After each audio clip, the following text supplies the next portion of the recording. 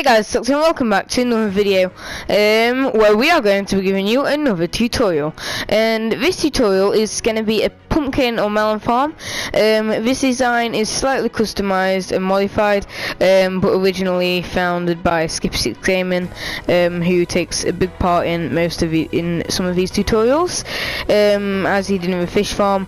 But the others, all of these are actually my own inventions. Yeah, and yeah, really nice. But yeah, basically, it can be adapted and made to look a lot nicer, and you can put glass all the way around it. But today, I'm just going to be showing you the basic version, and yeah, so it's going to gather all your pumpkins or melons in the chest. I don't believe any have actually fallen yet, no. But yeah, let's just jump into how it works straight away. So this automatic farm uses observer blocks, 20 of them in fact, and I know it might be a bit expensive, but all you will need is quartz and the other things I'm sure you'll have. But basically what is going to happen is every time a pumpkin or melon grows, I'll just use pumpkin because it's not as lossless, whereas melons sometimes can be lossless. As you can see, one is still lost, only one. Yeah, it's not fully lossless, whereas pumpkins are pretty much. And wow, okay, apparently not that time. But yeah, it's really efficient. Yeah, okay. And what's gonna basically happen is what happens when there are 4 seeds and 5 pistons to grow on. That's because the end ones could grow on either, and yeah, that's why there are more pistons than there are plants, just to make that clear. So you don't think you don't need one at the end, because you actually do. Because like, for let's say if this like grew here, that could be a bit not very good, but yeah, that's that. So basically what happens here is this observer, the face, detects that the block has been put there, the pumpkin or melon, which then outputs power to this piston, which then extends, pulls this observer block inwards, and then this power output is actually inputted into this piston, which pushes the melon or pumpkin forward. However, melons and pumpkins, whenever they're pushed by a piston, just break, so they drop like everything. So the melons would drop the melons, and the pumpkin would drop the pumpkin, and yeah, that's how that works. And then it's pushed towards the middle in this water current, and it's then put into that hopper, which is then put into another hopper you can't see, and then put into this double chest right here. And yeah, really nice design, pretty simple on how it works, and yeah, not really too complicated, and even I can understand this. Yeah, that's that. Let's just jump into what you're gonna need if you want to make this. Let's go. If you are willing to make this amazing automatic pumpkin / melon farm, the resources you are going to need are the following. You will be needing 2 light sources, so glowstone or sea lanterns or something like that. I don't really recommend torches as you can't really place them on glass. 20 observer blocks, 10 pistons, 10 sticky pistons, 2 hoppers, 2 chests. This could only be 1 chest if you wish for it only to be 1, and you are constantly getting there and take them out. However, just for the sake, I recommend 2.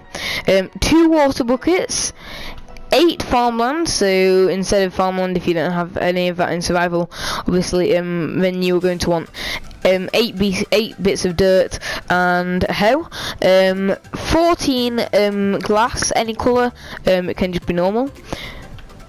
8 seeds of your choice, melon or pumpkin, and if you wanted to get this thing working straight away without having to wait for the seeds to grow themselves, then just bring along a load of bone meal too.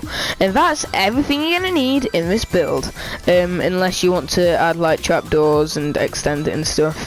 Yeah, another thing, this can be easily extendable. It's just if you go past the water's flowing limit, then you're gonna have to put hoppers under the water, so it will bring up the expense a little bit in iron. But that's fine. So let's just jump into the main bit of this video, the tutorial itself. First things first, you want to decide where your water's going, so just dig out a simple 9 long hole in the floor. 1, 2, 3, 4, 5, 6, 7, 8, 9. Please note this is for 8 of the seeds. However, as I said, it can be easily extendable. You just have to bring along more resources, but it's easy to repeat the pattern you want to do. And then you're going to want to go 1 out from each side, place a piston every 2 spaces, so missing 1 gap in between. And then repeat the same on the opposite side, and they are all of your normal pistons you're going to need during this build. And then in between all of these pistons, place your dirt and till it, but for the purpose of this video and time wise, I'm just going to be using pure farmland, which can be pick blocked in creative or obtained using a silk touch tool or item in survival. And actually, thinking about it, this probably wasn't a good idea. What you want to do is place your 2 water buckets on either side. As now look, my farmland's dried out and isn't really farmland anymore. We'll probably get past that, and that issue is now sorted out. So you're going to be in no more farmland or water buckets anymore in this tutorial. What you're then going to want to grab out next is your chest and your hopper, and you're simply just going to want to come back slightly and dig blocks out here. And simply place your chests there. That's what you're going to need. If you want to cover that out, you can simply put either a stair or a slab there. And please note that this is just decoration purposes and isn't technically part of the tutorial. So this little step with the stair and trapdoor is not required if you do not want your build to just look as nice, or it doesn't change the function of it at all. And then you're going to want to find the center of your water flow. Come down here and just simply mine forward into your chest. You want to crouch place a hopper onto that chest, swim upwards and crouch place a hopper onto that hopper that comes in there. And that's all the hoppers you're going to be needing in this build. As I said, if you're willing to extend the water flow, then I'd recommend making all the water source still. If you're willing to extend this all the way down there, for instance, and just put hoppers leading into each other that eventually meet up with the middle. And yeah, that's a very, very easy thing. And yeah, it has no limit as to how far this can go, because you can just put hoppers in it leading into the middle one. But yeah, that's that. What you're going to want to grab out next, you probably keep out just observers and pistons now, sticky pistons. But yeah, what you're going to now want to do is place a few placeholders on here. I just recommend using dirt and survival. Yeah, you're going to need these here. So you do need a few placeholders for the purpose of just being able to place blocks. So I just recommend using the block you don't really want, but you will definitely get it back. And then on the side of those, you want to place observer blocks. You'll know if you're doing this right if the power port, which is this red bit, is facing upwards, and if we go to the side of it and this little arrow is facing upwards and the face here is here, it doesn't actually matter which way the face is looking. It has no effect on how it works itself. It just needs to make sure that the face is looking downwards, but it doesn't matter if it's looking that way from down below, that way from down below, that way from down below, or that way from down below. It doesn't matter at all, unless you have OCD and you want to do it neatly. But yeah, it just depends on whereabouts you're facing in the world. But once you've placed that, you want to place on top of all of these your sticky pistons. Real simple, and yeah, these have to be sticky, guys. It doesn't actually matter if the bottom ones don't have to be normal. They can be sticky. Let's just say you've got like 10 spare sticky pistons. So you've got 20 spare ones. You've got the 10 for on top, and then you can have 10 more here. These can be sticky if you aren't willing to make even more pistons. However, I don't see the waste of the slime balls, and why would you do that? So I I just keep that normal. And what you're going to want to do is use your placeholder blocks one time. It doesn't matter what you're using here, and it doesn't matter what direction these are facing, but just use placeholders. You can use observers, dirt, or anything, and then comment down below and place the observer box coming downwards. This time you want the output to be facing downwards and the face to be on top. Mine is actually facing south, I believe that is down there. I'm not quite sure which direction I'm on the map right now. However, let's just say the face was facing a different way. It wouldn't matter too much either. Let's just say, I don't know. Let's say I have a face facing...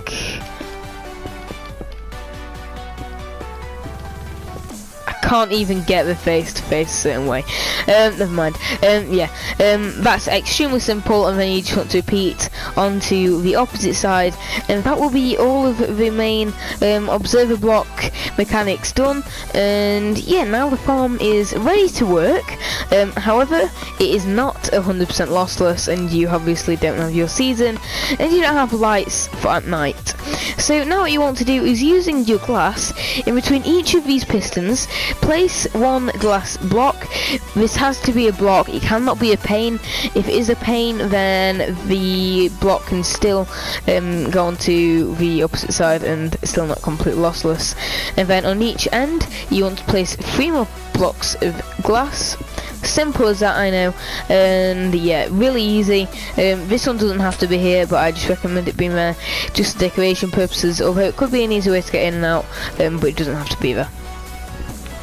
And then in terms of light wise, I just recommend coming into the middle and going 1 block out each side, and just put in glowstone blocks here. Actually, I'm going to put it 1 under there, just so it's got a bit closer to it. Then if I was to change this to night, as you can see, the crops still have light and can still be growing through the 10-minute duration of Minecraft nighttime, which is really nice and efficient. But what we want to do is get your pumpkin or melon seeds. This farm, I'm going to actually make a melon farm, although you can have a variety. Don't get me wrong, I just recommend having different farms for which, so you just know which one you're going to and which would have more, just to be a bit more specific. And now you are done, unless you want to speed up this process, obviously, by grabbing all of your bone meal and quickly growing these all the way to when they will be ready to produce melons or pumpkins. Simple as this. And that is your pumpkin or melon farm complete. And I know it was as simple as that, really easy, and yet not complicated at all. And yeah, these new observer blocks have brought so much potential to all these tutorials. Don't forget to leave suggestions down in the comments below as to what you would be willing for me to do next here in my tutorial world. I do have ideas on sugarcane farms, cocoa bean farms, and AFK tree farms, and all that kind of amazing, helpful survival farms. However, if you just want something for a creative world a bit more like these, or just locks, then feel free to comment them down below, as I do really too enjoy doing more complex and complicated redstone, like these button combination locks and the item frame ones. But that is the end of this video here. I do hope you like this tutorial world so far, and I do hope that one of these tutorials have been of use to you. It might have seemed that we started off really easy with these little slime ball things. However, I know multiple of you are not quite sure on the timings you need and require, so that is why I proceeded with making those. And as I was saying earlier, that does bring this video to an end, sadly, and I'll see you in the next one. Goodbye, guys.